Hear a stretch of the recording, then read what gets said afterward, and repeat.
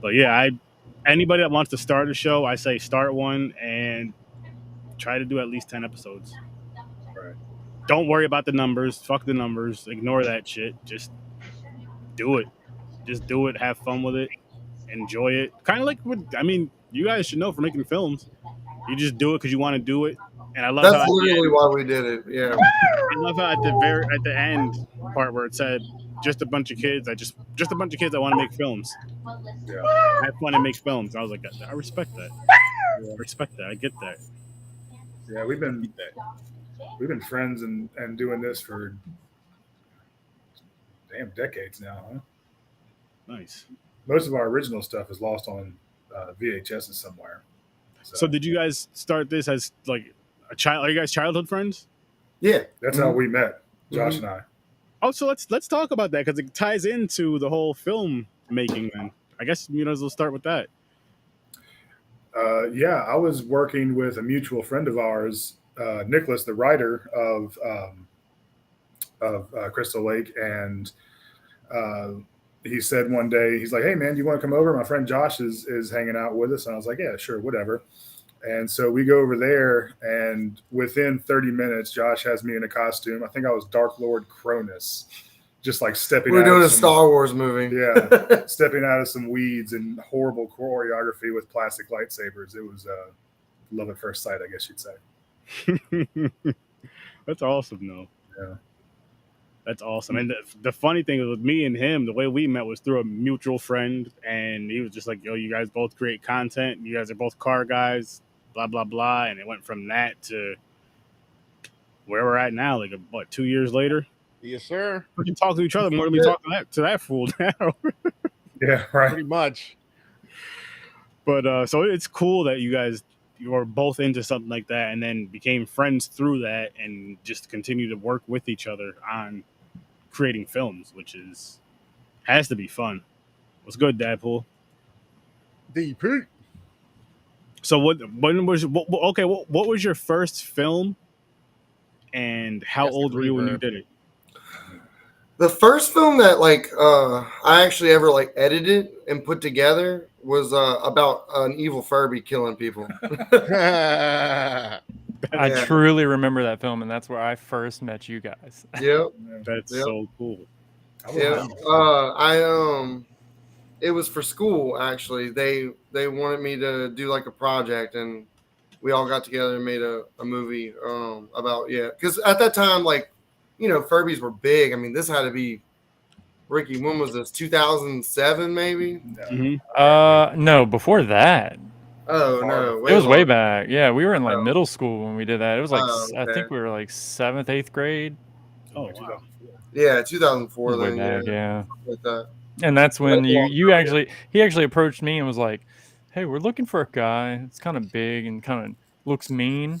Can you just be the bully in the film?" I'm like, "I guess." And we weren't even friends yet. He was just didn't you beat somebody up in the bathroom or something in the movie or something? It was I was a bully to Taylor's character in the movie. And then I ended up being a big whiny baby or whatever, and I wasn't really that mean. I just had issues. That was the line. Yeah, Furby's gonna eat your soul.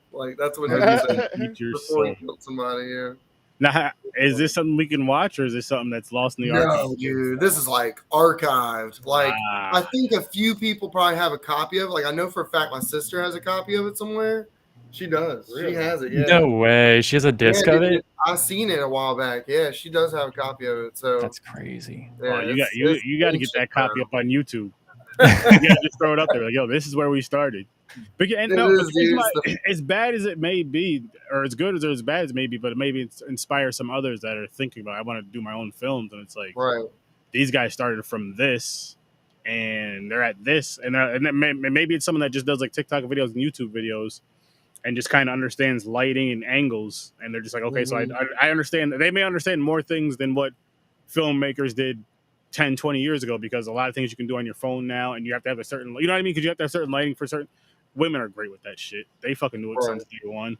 But seriously though, those angles and all that, the people that are just doing them short form videos and all that, so they kind of get the angles. Maybe not as good as a as a regular film creator, but still they get some of those angles, and then you're doing these things from phones now. So it would be cool to put that up there so people are like, if they can, not just saying like if they can do it, I can do it, but it's like they put this out there, I can put my thing out there now. Right. Build on from there and hopefully keep going and going and going, because it's a bumpy road, but it's fun with any type of content creation.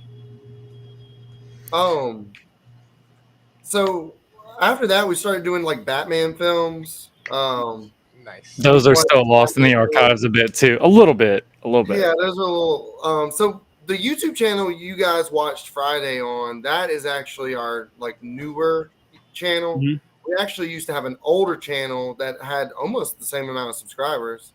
Oh, wow. Yeah, and it was called Little Demon Films, and somehow we got locked out. And Somebody, we like, never stole got back it. in. So we just started over. We just started over from scratch. And dude, I mean, in no time we had back up to 10, 20,000 subscribers, and then we just rolled with it. So Nice. but It's awesome. our YouTube channel actually got really famous off of Yu-Gi-Oh. We made this Yu-Gi-Oh series. It was like the first series where like we used like hologram cards and stuff, and like it just blew up, dude. It was like overnight, boom. We had like thousands and thousands of subscribers, and it just kept growing. We have a Facebook page that has like 5,000 followers on it. Nice. Like people, like it was just like a cult following for a while. And a few of those videos have 1 million views, honestly. Nice. And that's really kind of where we started on YouTube.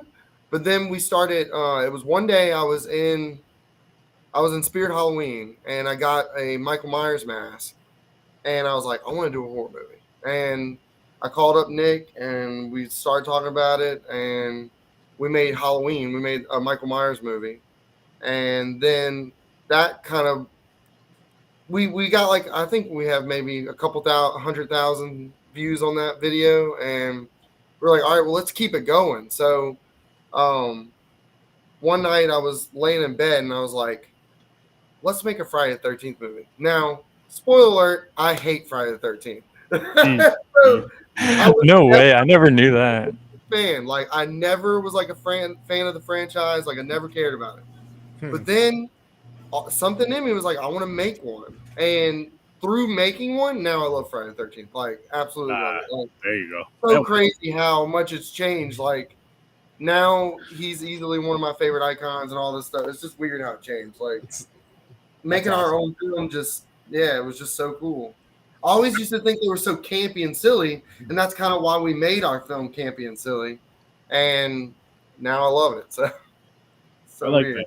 I like that. I mean, I get it though. I get it, because you just, after, like you said, after doing it, being on set and creating it, you're like, let me check these movies out again. Holy shit! Well, we did go watch a few of them, and actually, the first night we ever started writing the script, Victor used to have this friend at the movie theater that would give him big ass bags of popcorn, and he brought it over, and we all just sat in a corner, like not in a corner, we sat in like a circle, and we just started spitting ideas, and it just evolved. It was crazy. I remember that night we watched. Are you shitting me right now?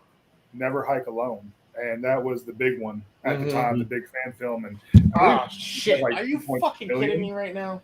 You all right, bro? I got a bat in my room, bro. Oh my gosh, Dude, that's amazing. Yeah. Speaking of Batman, Yeah.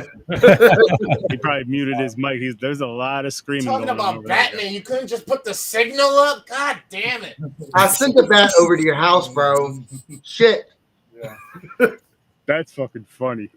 That is some funny shit. That's never happened on here before. Good luck with that, WorstDamn. Victor, continue where, we were watching Never Hike Alone. We were watching Never Hike Alone, and at that time, I believe it was like roughly around like 2.2 million views. It was approaching 2 million views, something like that. We were all sitting around talking, and we're like, man, wouldn't it be crazy if this idea surpassed it? Not that it's a competition, but just, we never had that kind of attention before. Yeah, especially not for horror. Yeah, and wow, after we made it, it climbed past it pretty quickly. It didn't take very long. We were shocked. We were like blown away. We were watching the views in real time, just blowing up. It was just crazy. Like, nice. I mean, I can tell you to this day, realistically, that video. Look, I'll tell you what the numbers are. I mean, it don't stop, dude.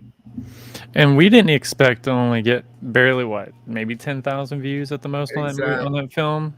That's what we kept saying. We're like, we're not expecting big stuff. We just wanted to do it. Yeah, I remember I was at work, and every day I would like just kind of refresh on my phone, and I'm like, holy crap, it hit 50. Holy crap, it hit 100. Holy crap, we're at 500. It's like it just kept going and going and going, and like every day I think like there was another like 10,000, 20,000 views sometimes.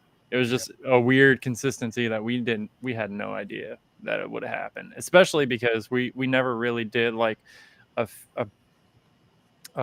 really like long horror film that was so different to what we've done before. And we put Josh and a couple of the other guys put a lot of resources and time and money into it. And I just kind of jumped in and helped out where help was needed. And just kind of fell into place as a character for the film too. I've always been like the comic relief most of the time, so I'm that guy. He is that guy. In the last 28 days, it has 42,000 views. It's gained in just the last 28 days. Like it just don't stop, bro. Yeah, that's awesome.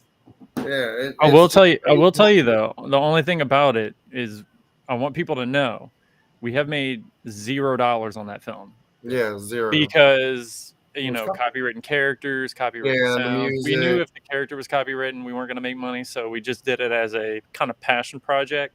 We weren't trying to make any money off of it. Right. That was never the goal. He's back. He's back, but he's got. Okay? You all right? He looks scared. I just got long hair. Oh, by the way, in the movie, Ricky's hair, that's not his real hair. He's wearing a wig. Whole film. Friday the 13th. My hair is actually really short, like extremely short. Just dancing in the woods. Yeah, dude, that scene was never supposed to be in the movie. And then one day I called Ricky up and I was like, dude, I have a scene. And no one else knew about that scene because I knew if I told them about that scene, they'd be like, bro, no, we're not putting that in the movie. And so we just went and shot it, and then I just threw it in the movie. Like, and at first, it was going to be like a mock-up of Guardians when Star-Lord was dancing in the beginning. And then also it was kind of inspiration of when, if you pay attention, I tried to add like the original Joker's dance from the original Batman films when he was dancing in the art gallery. I kind of took some of those dance moves from that. I was kind of like inspired by both a little bit. Nice. You don't hear Joker's dance brought up a lot. Yeah. That was just, it was just an idea. I wanted something a little bit different. I didn't want to just full up rip Star-Lord's dance thing. So I was like, Josh was like, oh, I just want to put some dances and stuff in here, but I'm going to put some music. But I was expecting a whole different song, and he switched the song last minute. So it was like, it was a weird. I looked back at it later. I'm like, hey, that ain't the song we talked about, but okay. It happens, dude. It just happens sometimes. Like, you'll be editing, and you're like, I want to change that. And then trust me, I played it a million times. In fact, in the beginning of the movie, what's that song at the beginning? Y'all are horror buffs. What's the song at the beginning of Bride of Chucky? The song. I can't. You know what song I'm talking about? No. It's what's the song, Ricky? Google it real quick, Ricky. All right. Well, anyways, that song, he'll tell you in a second, but that song was originally the song that the movie was going to open up to. Living Dead Girl? I played it back so many times that my daughter like knew it religiously. So when it would come on the radio, my daughter would be like, Daddy, that's in Daddy's movie. That's in Daddy's movie. But then I'm thinking, it's not really because I done changed the song. But that was it for the longest time, actually. What's the name of it? It should be by Blondie, I think. By Blondie? Oh, then that's Call Me. Call Me. Yeah, Call Me by Blondie. That was actually what the movie was gonna open up to. And then it changed. Yeah, I actually have it on YouTube still. Yeah, it's just private where no one can see it. I'll show you real quick. Yeah, the Stranger Things was very popular. I mean, it still is, but it was very fresh at the time. Yeah. When Josh edited that. Yeah. Jayhan was good. What's up, Jayhan? I can do it too. We also had a lot of indie moments where funny thing is, if Josh would like to tell us when we were doing that opening sequence when they're doing the over the woods and all that, and you're seeing the shots on the drone and everything, that drone, those drone shots was from a simple drone from Best Buy. Like it was what how much was that drone? Like maybe 500. 300. 300. I never intended on keeping it, guys. I always intended to return it. Always. That's a So he it was almost like renting, and he would like just return it. Yeah, that's a filmmaking hat. We spent a lot of money, but we got it back because he returned it. Oh, I'd always return it. So, by the way, a funny thing about that drone, we're filming the scene where, you know, the scene where I stabbed the girl in the beginning. I remember this. The woods. It's right before the title sequence comes up. Okay. Well, originally I had this cool idea. I was like, it'd be cool if when I stab her, we filmed it with the drone, and then the drone goes up to the sky, and that's when the title comes up, right? Well, that was like the goal. We were going to get that shot. So for some odd reason, we could never get that bitch to charge.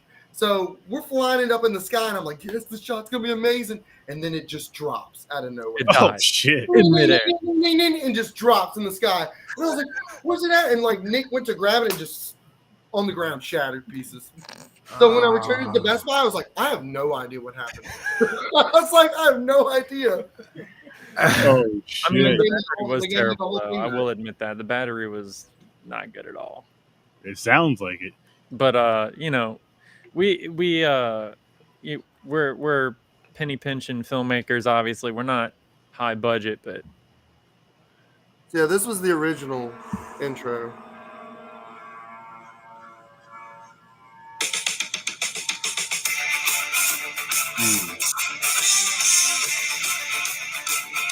Well, it's backwards. But you get the point. And that's the song I was originally going to use. I remember this.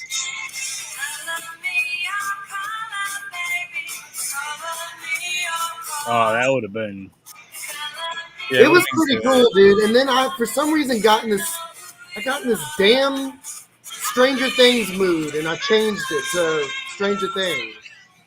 But yeah, that was the original intro. And then another thing that we were going to do, another song I do remember we were going to use too, in the film when we were in the sequence of, I think it was the part where we ate the gummy bears and everybody was tripping. There was a different song there. Well, it kept wanting to not let the audio be there because whoever's song it was, I think it was a Jimi Hendrix song.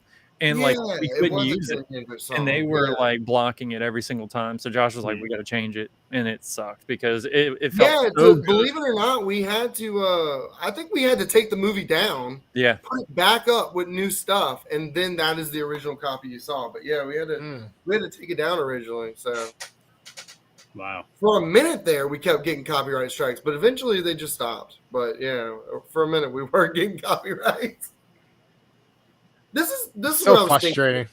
Thinking. Yeah, when we made the movie, I knew we weren't going to make a dime off it. So I'm thinking, why not give it this amazing soundtrack that everyone's going to be like, oh, I love the music, you know? I mean, why not? You know what I'm saying? So I mean, we're not making a dime off anyway, so we might as well make it as most interesting as possible. So I just started adding all kinds of music because I'm like, why not? You know what I mean? Like, I didn't really, I mean, the whole reason why we make fan films, at least for now, is because we want to build a fan base. We want to gain experience and like, it's just a fan film. At least, you know, if we failed or whatever, we're not like, it's not like, you know, that final idea. Cause we do have some original ideas and we could talk about those in a later podcast or something, but we have some really cool original ideas.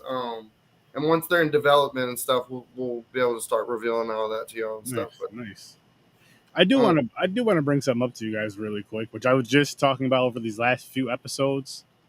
So, still working out the kinks. I'm still working out the kinks, talking behind the scenes, but I am going to bring it up to you guys. I've been bringing it up to everyone else, but I want to do a filmmaker challenge, and let's say whoever joins it, it'll be a 15-minute short.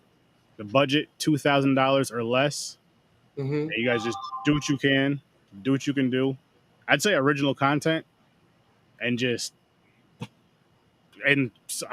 after that, I want to have a thing to where I play them on here on the live from your channels, of course, but playing it live on here, and I wouldn't have a vote. Any of my co-hosts wouldn't have a vote. It would be, say, you guys bring in your fans, I'll bring in my fans, and we just have them kind of vote off like that. And not to say one's better or worse than the other, but to hopefully you guys can collab. Like, hey, this is what this is what I'm better. Or they'd reach out to you. Hey, how'd you do these shots? How did you do that? This, that, and the third. You can kind of help each other with that, but it's also that challenge of making each other better. Of, okay, I know I can do better than that, or I got some work to do, and just a friendly competition to where it's helping pushing the independent scene up.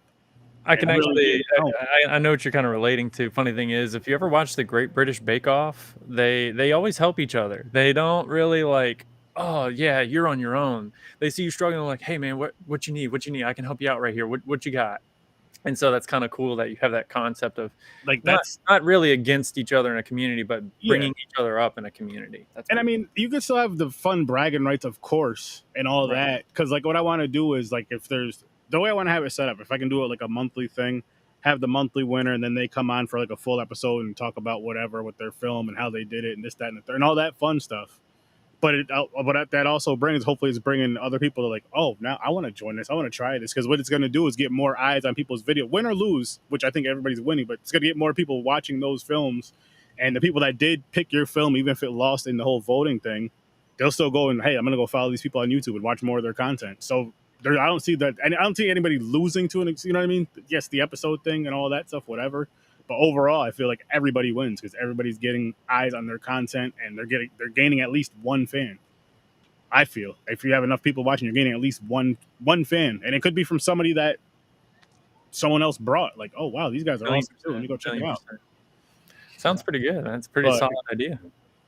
Again, still working out the bugs and all that stuff, but I will be making an announcement, and I'm just opening it up to any independent film creator that says they want to be a part of it because it's all about community and all this, and we don't want to end up how Hollywood is with this bullshit. I mean, I understand why they're doing the strike. I respect them doing the strike. But stuff like that shouldn't have to happen for people to be treated right, paid right, and all the other stuff. It should just be a conversation, and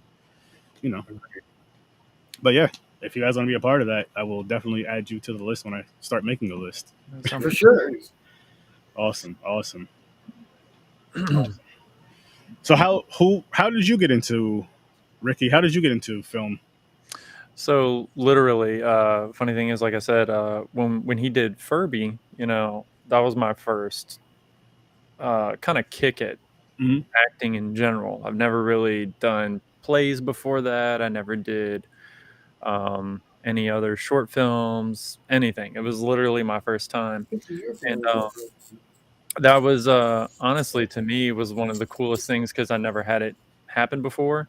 And it was so indie, but to us it felt so legit and fun and fresh, and I never thought about being an actor really. I mean, I watched a bunch of movies as a kid, but I didn't think I would be into it. But then when I did those scenes and Josh gave me these things to do, and when I did it and he watched it back and he was like, dude, that was amazing. Like, I loved it. So from there, it kind of got me hooked, like that dopamine kicking in and serotonin. You're like, oh, he's saying I did so good.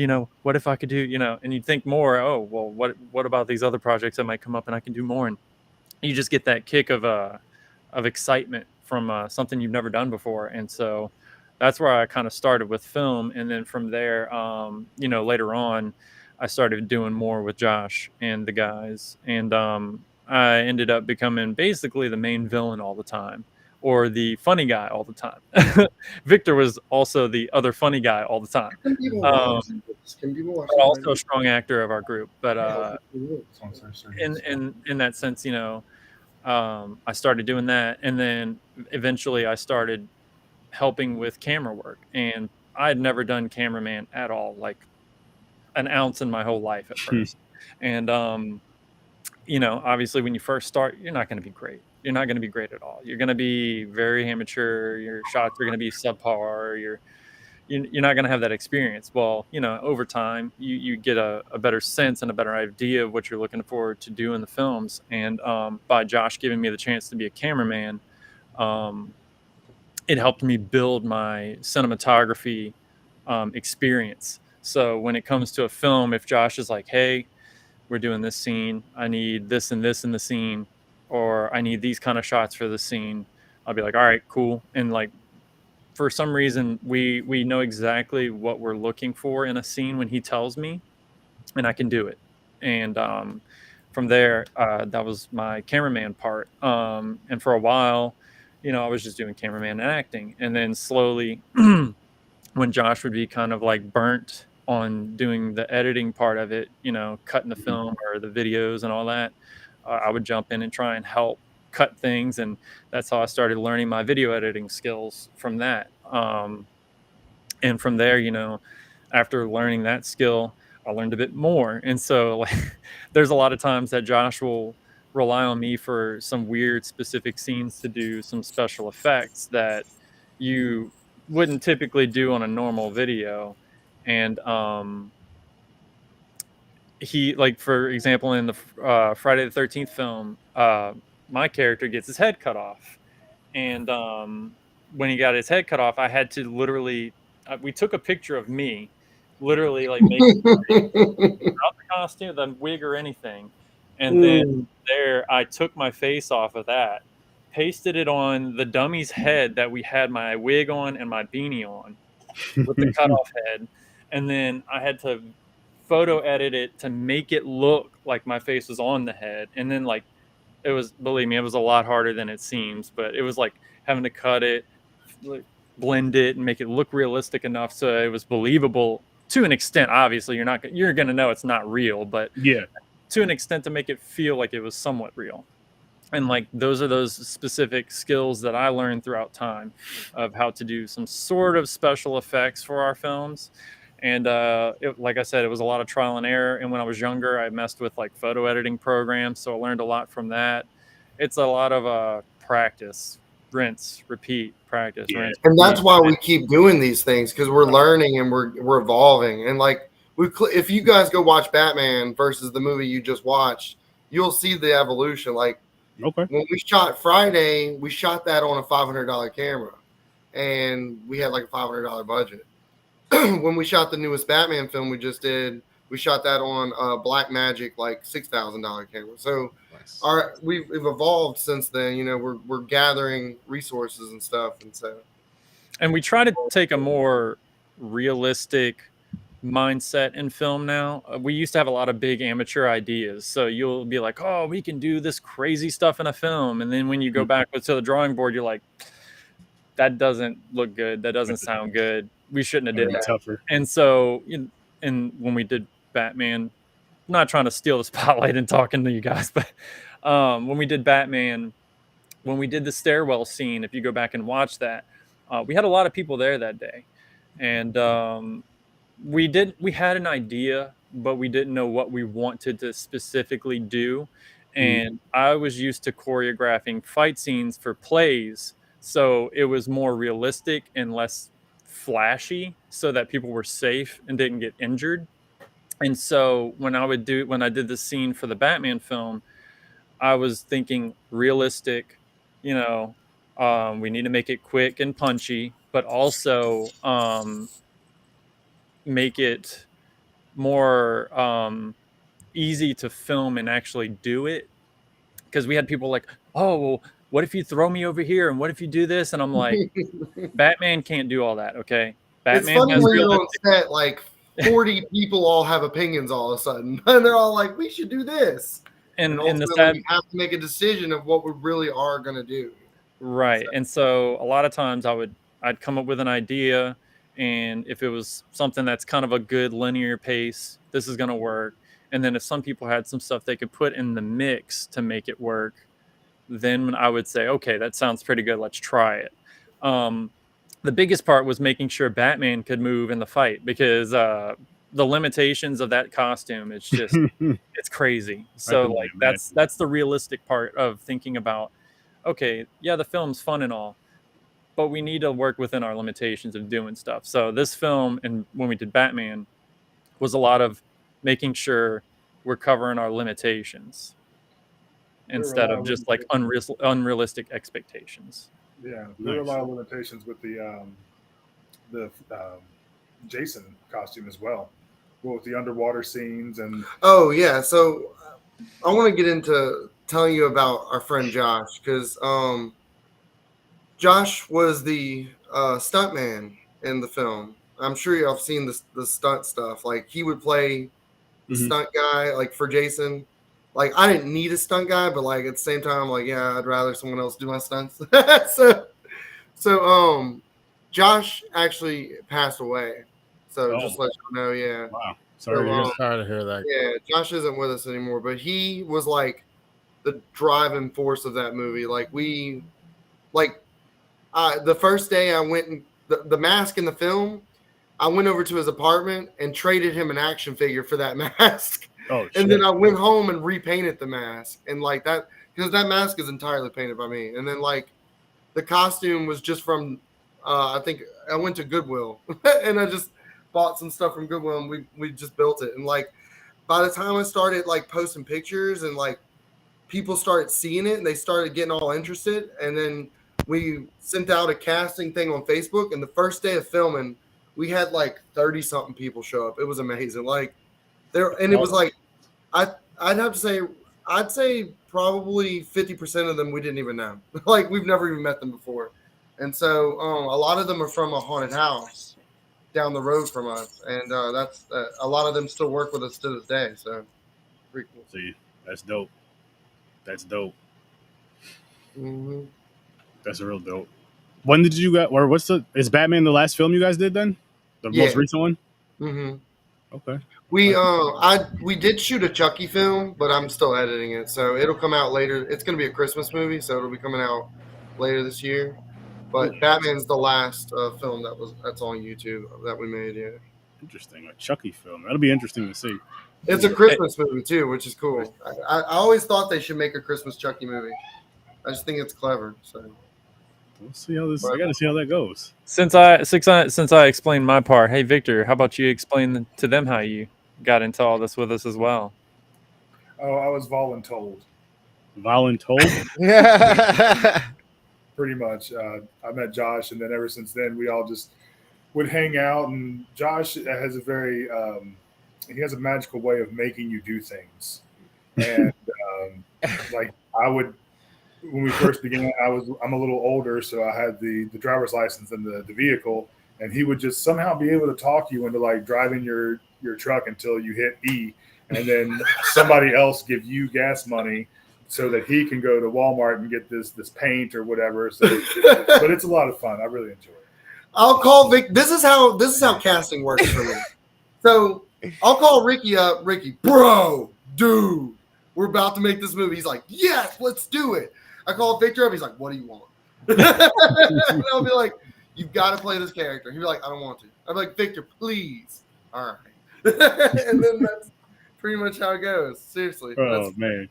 To the T. And also when we're on set, if I'm like, dude, then everybody instantly knows like that was an amazing shot. Like I will tell you the one scene that Josh literally struggled to film in the Friday the 13th fan film was when it shows up and Victor has pee on the ground and everybody's knocked out. Dude, I could not do it for so many times that he was like, dude, if you go watch so the after credits and there's like the what was it, the bloopers. Mm-hmm. In those bloopers, I'm pretty sure there's a bunch of scenes of him like dying laughing because he just couldn't do it.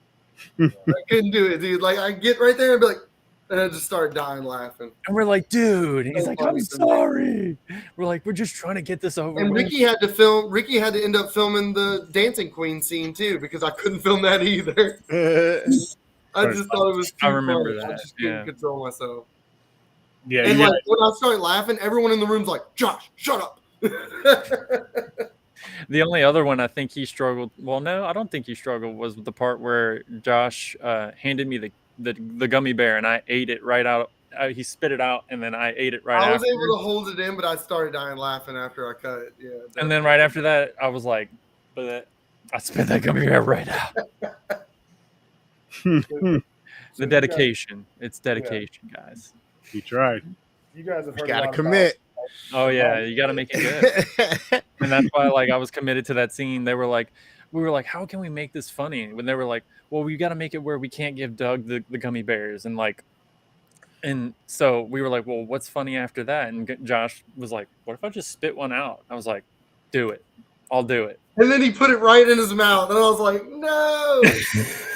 Dude, everything we do in the movies is real, bro. All the weapons real. Every weapon we ever use is always real. Like, we always use real shit. Like, when we were filming the Batman movie, we were on top of a Planet Fitness with a real rifle. Like, real rifle. I'm just saying. It was awesome. But luckily, there wasn't people around this, like, the area where we film a lot of times. There isn't a ton of people. So you're kind of in, like, a rural kind of city area. Mm-hmm. So you kind of have, like, this, like, You have a little playable people. time. We know to, like, all get the away cops. Every time they show up, they're like, can Oh, we yeah. tase you guys? And we're like, no. Like, they all That's know awesome. us, man. Well, funny, speaking of that, too, we were actually filming the final scene in the Batman movie where he throws the smoke bomb on the ground and Red Hood is walking away. One of the SLU cops pulled up and we needed lights and we had nobody with cop lights. And we were like, hey, can you turn your lights on? And we luckily had lights for that scene. And he Oh, let wow. us use his cop lights. So we've had, like, luck in a lot of our films as well. All right, Victor, what were we saying?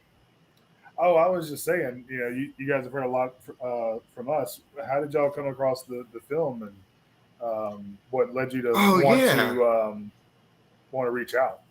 Honestly, so we just finished a segment in July called Camping with Search. Well, actually, beginning of August, to be honest, called Camping with Search 30, and I just found 13 random horror or Friday the 13th fan films. So I did those, and then it was either before or after that when the strike happened. So I was like, all right, let me start doing fan films. Let me start doing indie films until the strike is over. I'm gonna still do my content. If I run out of that, then I have to go back to those films. But until then, I'm gonna keep going through that. So after that happened, I did what I'm doing now, getting indie with Search 30, and it's just reaching out to people on the indie scene who have films out that I can access on YouTube or whatever, or Tubi or something.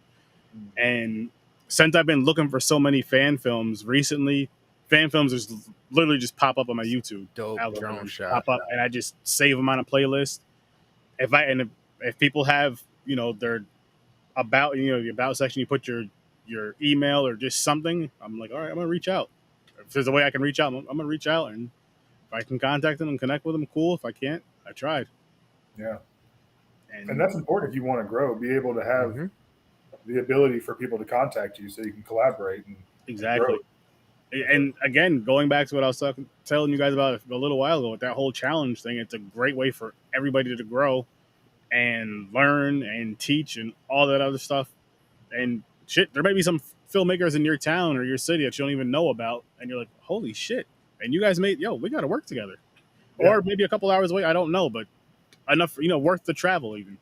Oh shit, we got to work together. You guys are great at this, we're great at this, and I think it'll be a fun thing. I think it'll be a really, really, really fun thing.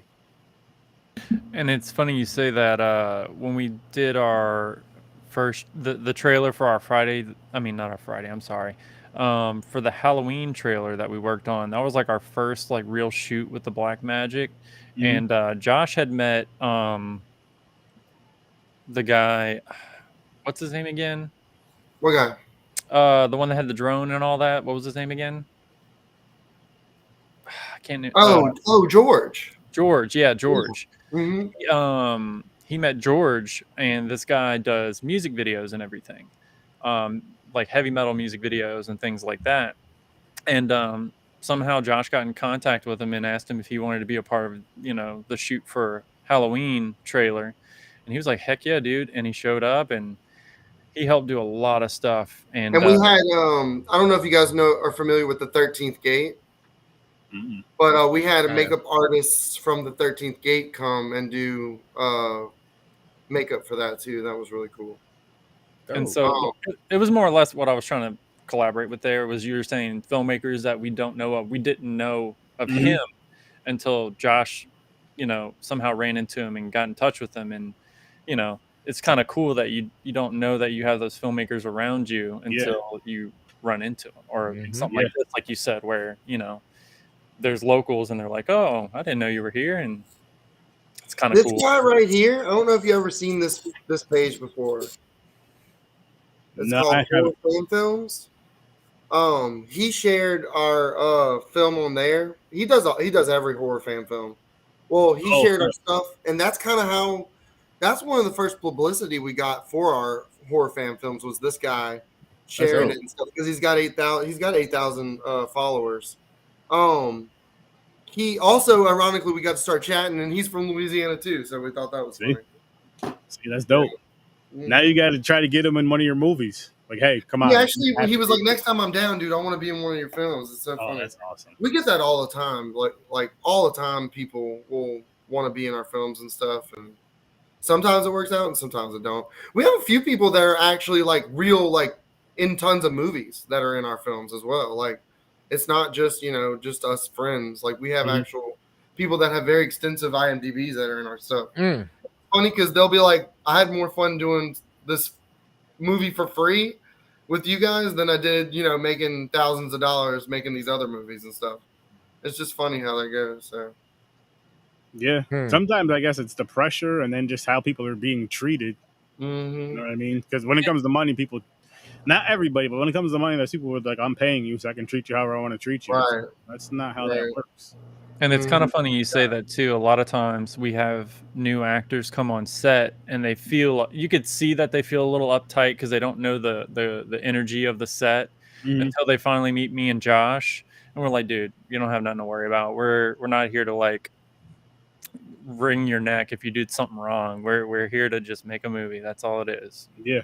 We want to have fun and make a good film. That's really it. We when we were filming Batman, I'd gotten in touch with this girl to be in the movie, and of course Victor and everyone's like, oh, you're just trying to date her or whatever. And I really wanted her to be in the movie and stuff, right? And we filmed that first scene with her, and she like blew our minds. Like, we all stopped. Victor knows. He knows. They, like, literally, like, Ricky knows too. Like, whenever we were filming it, and like she just like blew out this monologue, and we were all like blown away. And now I'm married to her, so it was amazing. Wow. Yeah, it was legit. Like, it was crazy. It blew our minds. Like, and that's never happened before. Like, I can agree. I really remember that scene like yesterday. Like, I remember I was like, dude, where did you get her from? Yeah, it was cool. She's actually a makeup artist too, so that's how I really first met her. Nice. So yeah. Yeah, it's all about connections, man. Meeting people is like connecting. It's so cool. It is. It is. Like, as soon as Victor told me about this, I was like, I'm down. I'll be there. So I don't know anything about you guys. You guys could have been murderers, and Victor was going to kill me when I got here, and I still would have been down. I like it. Yeah, I mean, it's just to help get exposure, help. Yeah. Hopefully some of your fans tune into this and they'll come check me out, and hopefully my fans tune in to this as well and they'll go check you guys out and all that good. That's what it's really all about at the end of the day. And like I say to everybody else, there's enough for everybody out here, so there's no point in being selfish and greedy. I'm like, just shit. What's the point? For sure. I see you wearing a turtle shirt. You seen the new Ninja Turtle movie? Going to see it tomorrow with the wife. Cannot wait. I haven't seen it yet. I want to see it. We're going tomorrow night after work. It's on my list. I gotta tell you, I pulled up the Batman and left it playing here while we were talking and stuff, and that's partly why I've been quiet, so I can make sure that I am listening to you, but at the same time being mesmerized by some of these shots. And I'm like, that drone shot of the bridge, some of the Sturdy, you need to watch. Listen. I'm gonna tell you right now. I'm gonna tell you guys right now. I will, after the episode, I'll give you his email, whatever. You guys will have each other's emails because I already know where he's going with this. Yeah. Yeah. It's so weird too, because this episode I had a guest on and I kind of did this interview with them, and it's kind of turned into this thing now that I have 5 other people lined up for. So I'd like to make you a 6th. You know what I'm saying? And because that, yeah, we got some shit to talk about. Well, we're talking about Friday the 13th right now. So Yeah. Yeah, man, it's crazy. The movie just became a sensation, an overnight sensation. Like, we made the film thinking that, we would get a couple hundred views, and then now we're in the 5 millions. Like, it's just fantastic. It's wild how it just kind of blew up, and like, I mean, it just never stops. So and the reason why Friday the 13th is so big on YouTube right now is because of all those copyright issues that happen. Like, there couldn't be there hasn't been a movie since 2009. So, like, obviously people want Friday the 13th. And so when we saw Never Hike Alone, we were instantly like, we need to do this too. Like, we need to see if we can, you know, gauge anyone's interest from making our own Friday the 13th. And it's amazing how much it's blown up. Nah, definitely was kind of a cool little movie to watch. So just before we came on live, we were getting a bit into a story, and it was at the scene where somebody got bashed in the head with a freaking hammer. Yeah, we're getting to that. What happened there? Well, I was lining it up, and I was like, oh, I got this. I'm not going to hit him. And then I did hit him. I was like, I got this. And I did it like 5 times before, and I stopped every time, and I was like, got it. Wow. And it was like, no.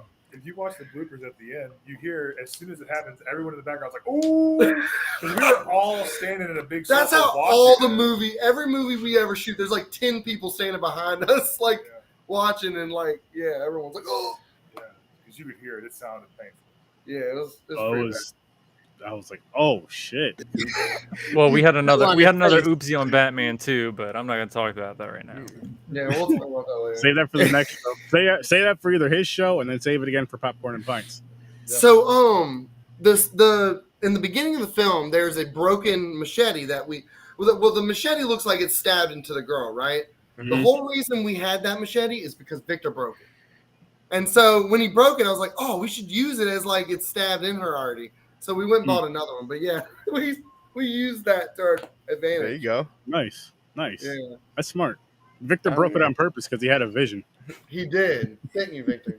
No, I was chopping something down for you, and I can't remember what it was. And it was a $5 Harbor Freight machete. It was. So when it broke, I just went and bought another one. He did. I was like, Victor, go buy another one. Yeah, and I think that's why people really enjoy working with us and then watching our stuff. It's because it's doable.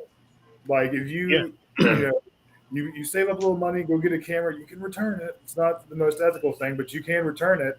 And if you don't factor in the money for the equipment, with returns, I think we spent maybe $250 on that entire film. Oh, actually, the only real true money we spent on the film was I did rent the lens from whatever lens company. I don't remember what the company was, but I rented the lens because we had a lens. We shot the movie on a Sony A6000. Okay. And I was like, if we had a better lens, the movie would instantly look better. So I ended up renting the lens, which I did pay like $200-300 for.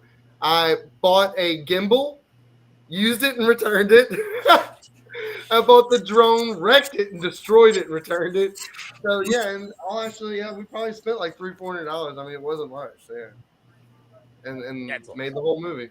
God, that's awesome. We actually shot the movie. We shot the movie at the Louisiana Renaissance Fair. Ricky's really good friends with the owner, and he was like, "Yeah, y'all can use it every weekend because they're not open during the summer."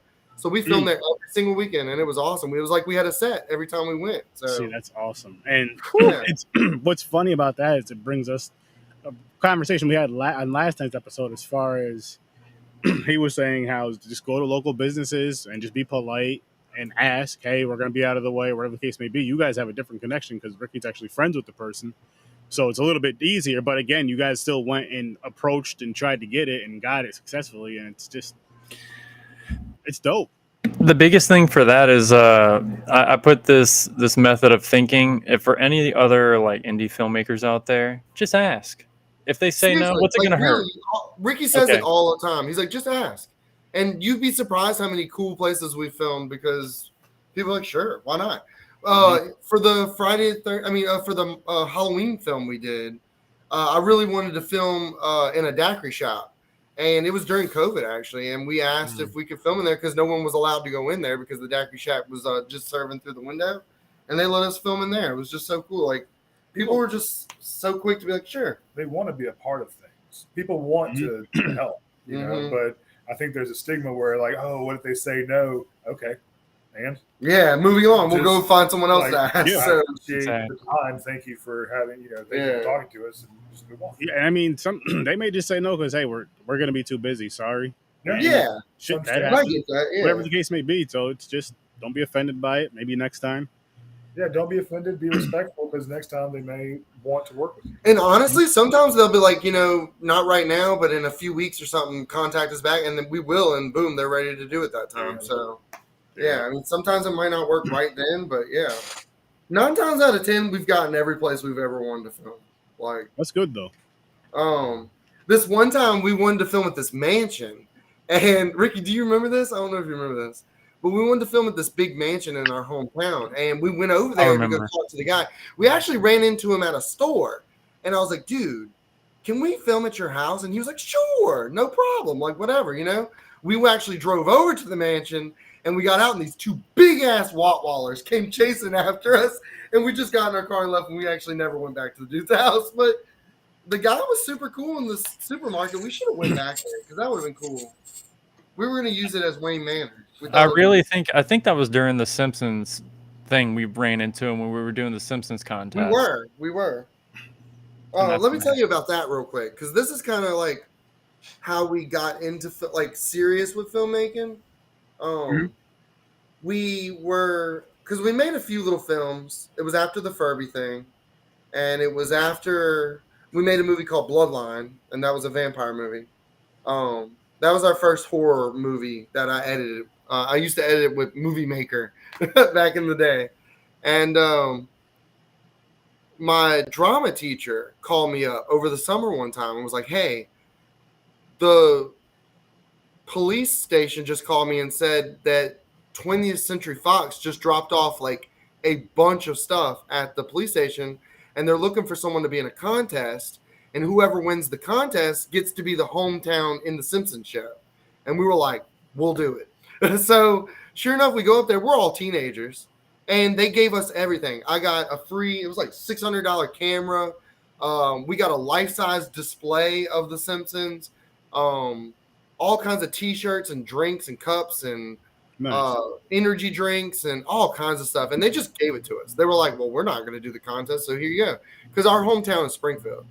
And we ended up painting everyone in Springfield. We painted the chief of police. We painted the mayor. We painted. But it was with the paint that they sent us, and it wasn't meant for painting people with, by the way. It was house paint, and we painted everybody in town. And I didn't even know. I really thought, I thought they gave us the paint so we could paint people. But it was not. It was house paint. And so it took forever to get it off. It was crazy. But yeah, we didn't win. But the way you won was it was a voting system, right? But we got it on the last week before you had to put it up. So we only had 1 week to pump the video out and get it on their website.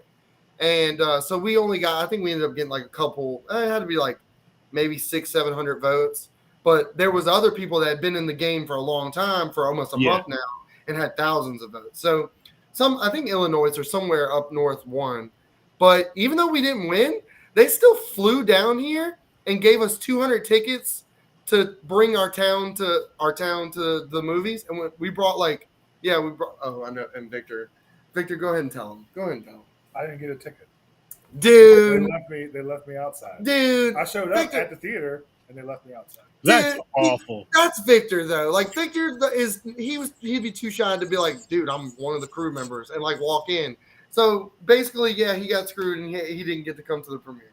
But Victor should have been the first person to get a ticket.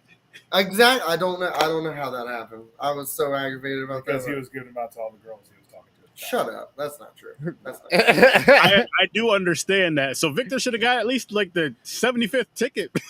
Thank you. Out of 200. Yeah, seriously.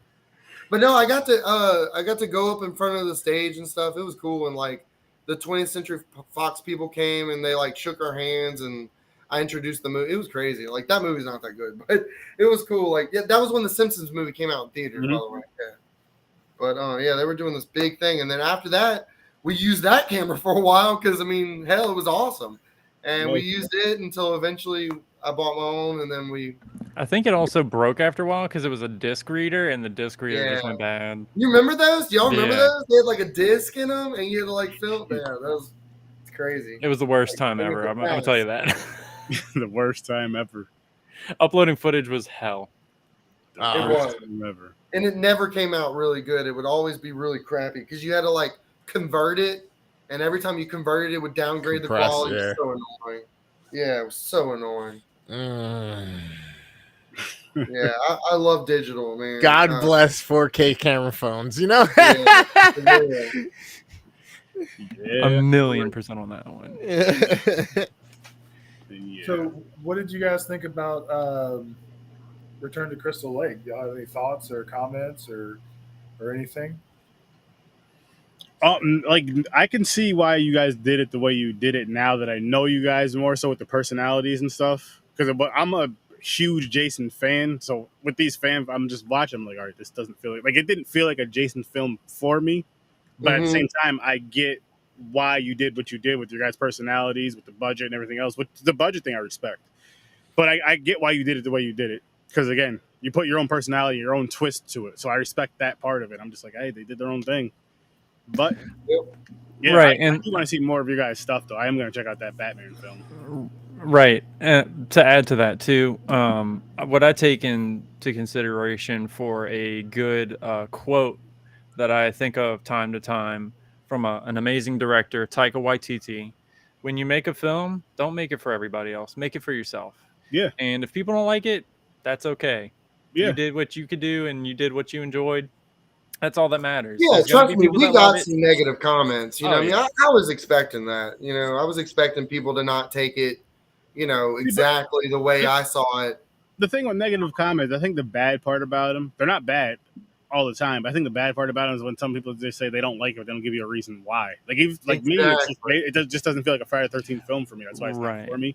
Yeah. But I understand why you guys did that, because, you know, you guys just did it that way. You know, you did your own thing to it. So that's perfectly fine. That's cool with it.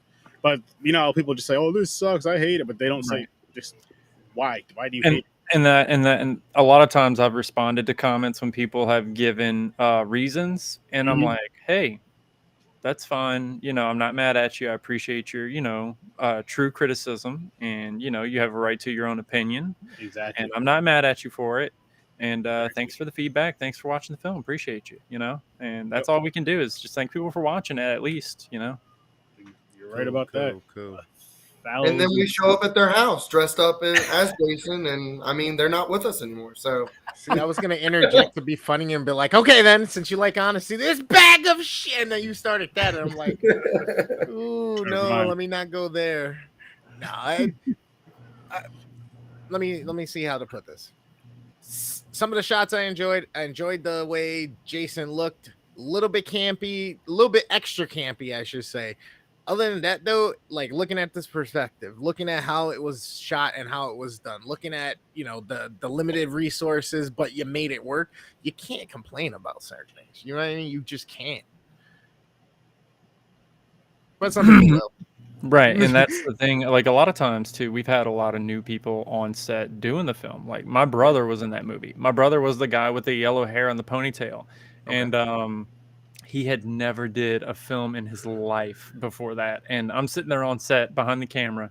We're doing a scene, and I'm like, I need you to do this. And then he does it, and I'm like, I need you to do that again. I'm sorry. I need to do that again. I'm sorry. And then, like, he finally would get it, and, like, he still didn't fully grasp it, but he did good enough where I was like, okay, that was good. And then funny thing is, day one, we had a guy bail, like, straight up. Day one, this guy was like, yeah, I'm not coming.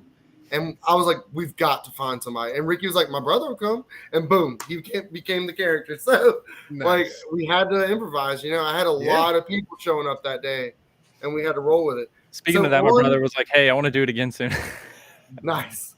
On YouTube, it looks like we have an 88.6% on. I don't know if you can see it. You're probably not going to be able to see it. Anyways, yeah, it's 88.6% on the movie. So I mean, that's pretty cool to me. Yeah. It's got 34,018 likes and 4,388 dislikes. So that's cool. Yeah, for me. Proportion is great on that. But at the same time, likes or dislikes. You got them views. That's what really matters. And that was the biggest thing to us. It's not about making the money, it's about building a good fan base. And when we do something of our own idea, then we can start banking on our original ideas. No, I hear you. And before we wrap this up, I am going to reach out to you guys again for that. Once this whole challenge thing is like structured and together, and I'll probably reach out to you guys sooner than that, but I'm just because I don't know how long that's going to take for it to be like really put together right, so it makes sense. But I'm definitely reaching out for you guys for that because I think it'd be a fun thing to do, and I think you guys already said you would do it, and why not? Again, it's $2,000 or less, original content, and just go for it. 15-minute short. What were you gonna say, Victor? I saw you about to say something a second ago. Oh no, I was just gonna say, I have this aunt that lives out in Houston, and I guess for me, when it started becoming real, like we're reaching a lot of people, I'd never even told her that we were doing this film, and she just messages me one night. She's like, "I didn't know you guys did a Friday the 13th fan film." I was like, wow. "Oh yeah, we just did that a couple weeks ago." She's like, "You guys got a lot of views." And I was like, I remember you told me about that. And I look on there, and there's like 500,000. I was blown away. That was a really good feeling. That's awesome. Yeah, it is.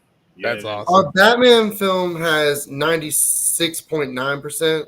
It has 771 likes and 25 dislikes. So we've gotten better. Like we're trying to get better, Also, you're talking about a movie. I think Friday the 13th probably came out. Ago. Yeah, I mean that's a whole different ball game back then. Now what we're kind of working with. So, when shows. It was real for me. When we used to do Yu-Gi-Oh, and it was blowing up and popular and stuff. This one time I was at Walgreens. I was working at Walgreens, and this mom comes up and she's like, "Hey, my son wants to know if he can have your autograph." And I was like, "What?" And she was like, "He said that you make Yu-Gi-Oh videos on YouTube." And I was like, "What?" And this little kid recognized me, and I was like, "This is crazy." And it's happened a few times since then too. And that's happened to me at a convention one time. Mary was actually with me, and my buddy Blake, that's also been in Yu-Gi-Oh, was with us at MechaCon. And I was just walking through the hallway, and a guy was like, "Hey, are you Zayo Haikitama?" I was like, "Yeah."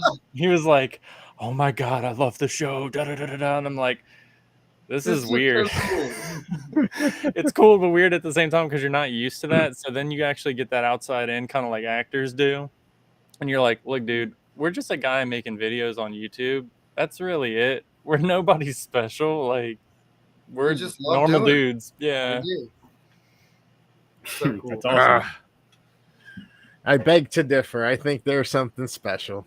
Thanks, man. I appreciate it. No doubt. I'll start carrying around it. All I need is one person in public asking for my autograph, and I'm carrying around a Sharpie everywhere I go. I'll even carry around the paper if I need to. Yep, awesome. search 30. Boom, there you go. This dude gets headshots just for it. Just there you go. That's all. Shit, why not? Why not? Because I look at, like, even if you don't think you're that big, somebody else is just like, "Oh shit, I'm a huge fan," and then they get to see you in person, and they're like, "Oh my god, I got their autograph."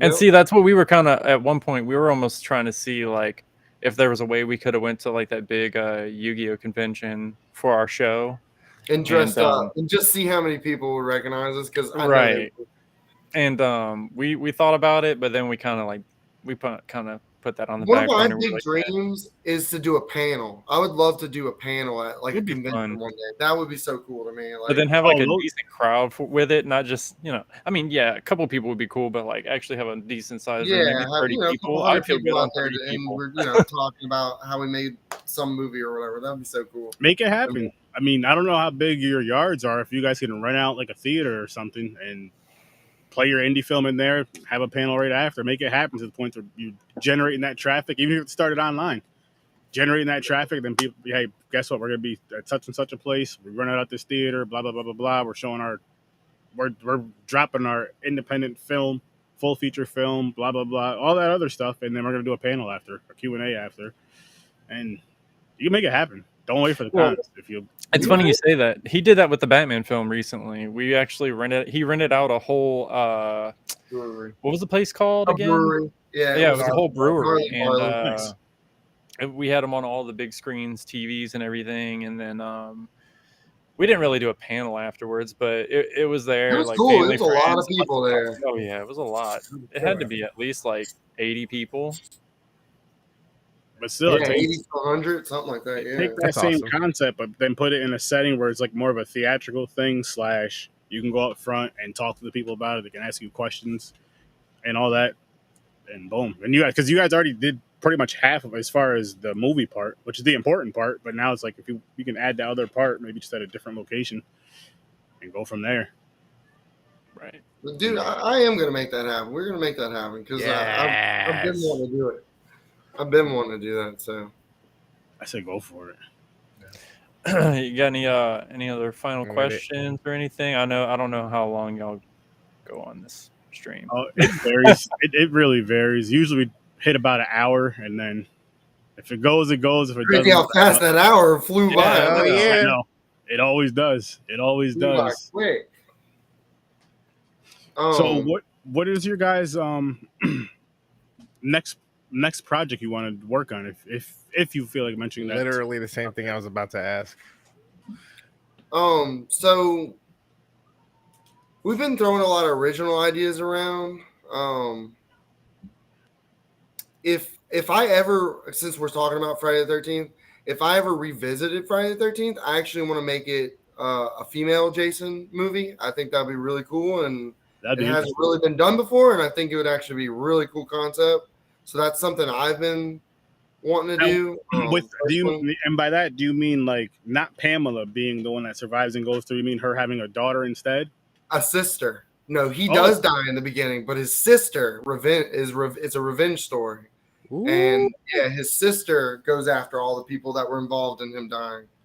And yeah, so I it's kind of like, think of Happy Death Day meets Friday the 13th. That's what I think of, like the style I would want to go with. But yeah, I think that'd be really cool.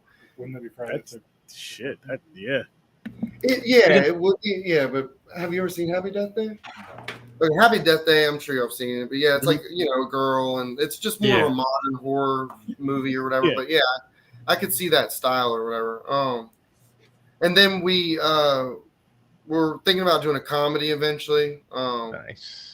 And that's an original story, so I can't tell you everything about that one. Oh, no, you're good. That's fine. It's like super original, but yeah, eventually we will start releasing stuff about it. And then we have a horror, more of like a demon spirit horror movie in the works too that we want to eventually do too. That's an original story. There you go. Also, speaking of also the whole horror thing too, for the longest time I wasn't really a horror fan. And the funny thing is Josh and them have convinced me being a horror fan now. And funny thing is, I got so convinced, I became Michael Myers myself. Like, I have my whole mask. He dresses up as Michael now too. And like he inspired me, and I worked real hard. I spent a lot of money on it, and I even got the big old like fake like butcher knife here too. Like, I love it all, and now it's like a whole. He loves Michael now. Yeah, I love Michael. Dude, in our Michael Myers film, like 4 people play Michael. And in Friday the 13th, I couldn't pull the bow back, so Victor plays Jason for that part. Right here, Victor, hold this. Yeah. I was like, Victor, you do the bow. Yeah.